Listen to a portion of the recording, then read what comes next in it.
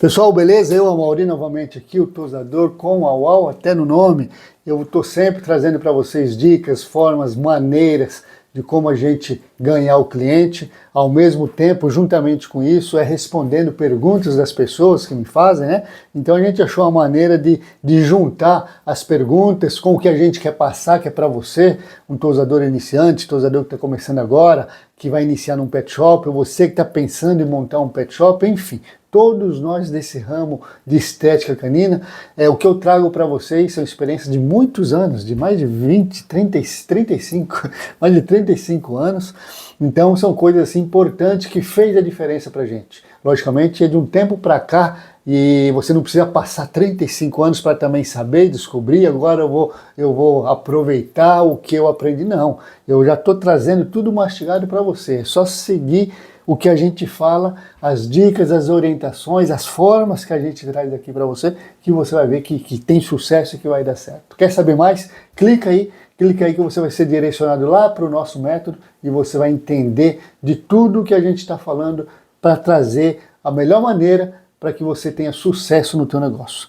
Eu falei que estava aí com umas séries de formas, de dicas, de maneiras de como você ganhar o cliente e fazer, agradar o cliente e fazer com que ele se engrace tanto com você e ele vai se tornar um cliente fiel, que é o que nós precisamos, que é o que a gente precisa. Então vou dando uma sequência, agora eu vou trazer mais ou menos umas 5 formas de como você fazer isso. Como que eu ganho o cliente? Como que eu vou impressionar ele para que ele se agrade de tal maneira a se tornar o meu cliente fiel para muito tempo, para todo o tempo que um de nós ainda existir, ele vai estar com a gente. Então uma das formas aqui, a outra maneira é assim, olha, deixar o pet o mais lindo possível, cheiroso e exatamente como o dono pediu. Isso é importante, as pessoas gostam de quando deixa o pet deles no banho-tosa, gosta de chegar lá e ver o cachorrinho dele cheiroso. Eu já tive várias reclamações, alguns dias atrás, de clientes que levaram no pet, amor, não ficou bacana, não ficou cheiroso, eu não senti nada, não deu diferença nenhuma, nem parece que deu banho. Se fosse para dar um banho assim, eu fazia o banho em casa. Então eles gostam, tem pessoas que gostam do perfume mais suave, tem pessoas que gostam do perfume mais forte, gostam de sentir mesmo o cheiro, sabe que aquele cheiro exale por todo o ambiente, todo o carro, por toda a casa. Então você deixar o cachorro limpinho, cheiroso e principalmente da maneira que o dono pediu. Olha, eu quero que você faça esse tipo de tosa. Eu quero que a pata fique assim, eu quero que o rostinho fique assado, eu quero que a orelha fique assim, o pelo do corpo assim. Enfim, essa é uma maneira boa de você ganhar o cliente. Você vai ganhar já pela impressão olfativa, né, que é o cheiro, o perfume gostoso. Principalmente quando é mulher, gosta mais de ver o cachorrinho cheiroso, e aí depois ela vai ver que o que ela pediu para você fez exatamente como pediu, então isso é uma forma que você tem para estar conquistando, vai estar plantando ali com o cliente, e você vai ver que essa plantação logo vai dar fruto, é quando ele se torna esse nosso cliente que a gente quer. Que é ser um cliente fiel.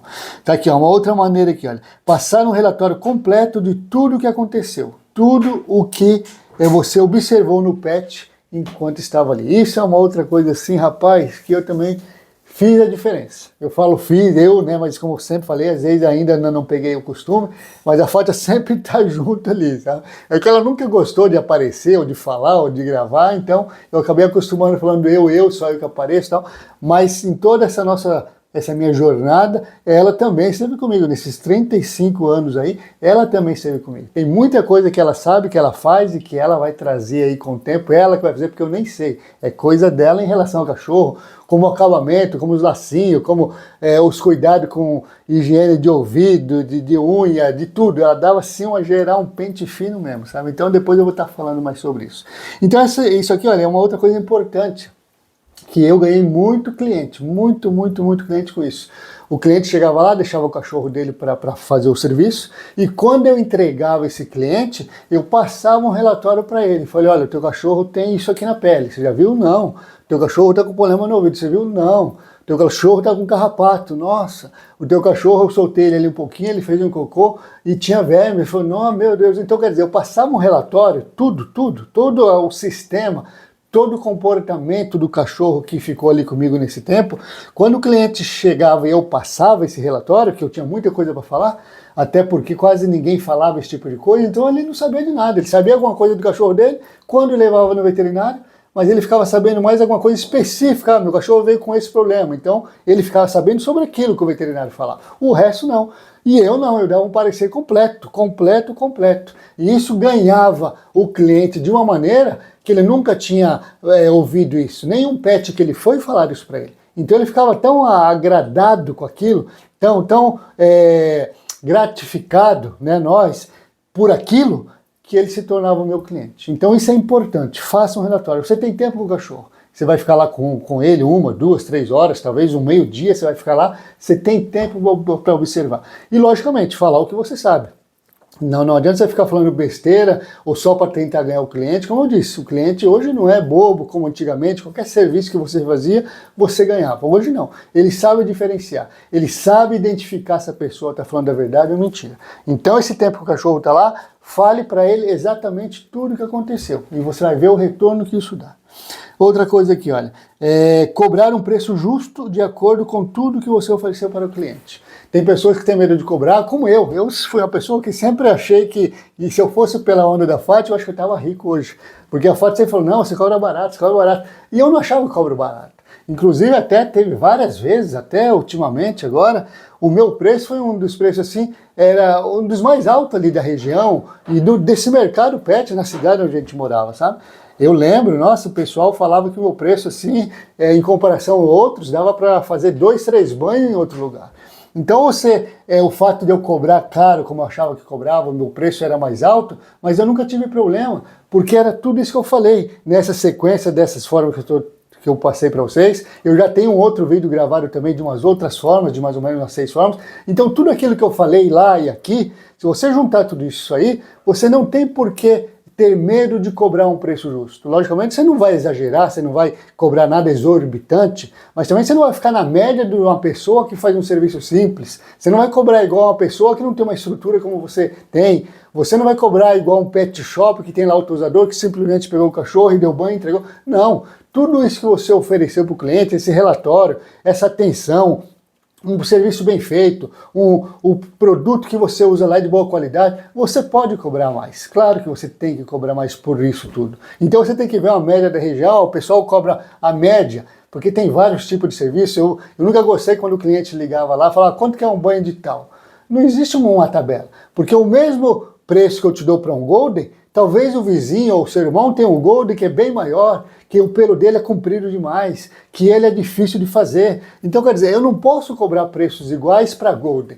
Então você vai tirar uma média, vou dar só uma média, vamos supor que a média de banho lá é 100. Você pode cobrar lá seus 130, 140, até 150, desde que você preste todo esse serviço que eu venho falando para vocês, dessas maneiras de como ganhar o cliente e fazer com que ele fique fiel.